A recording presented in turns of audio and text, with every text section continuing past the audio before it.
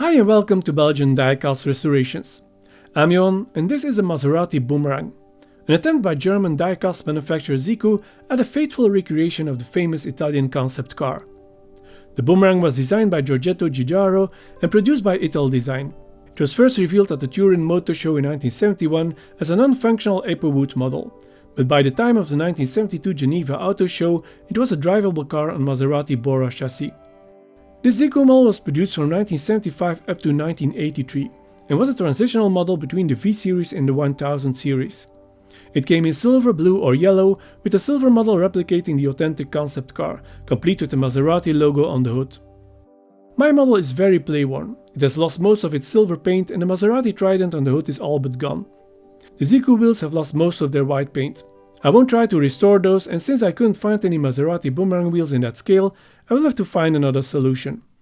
So let's get out the tools and give this model a makeover.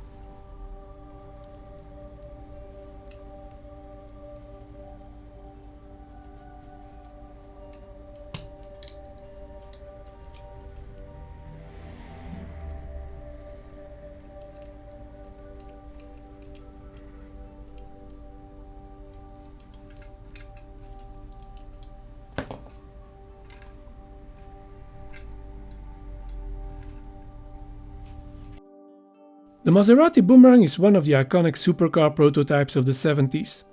Only one was built, earning it a legendary status. It was made into a model by various brands.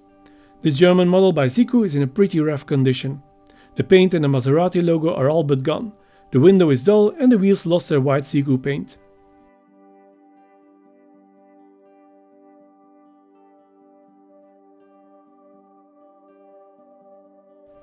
And here is the Boomerang with a nice new aluminum paint job, fresh decal on the hood, polished windows and new wheels that fit the car slightly better, since the one-off Boomerang wheels are impossible to find in that scale. Nevertheless, it works.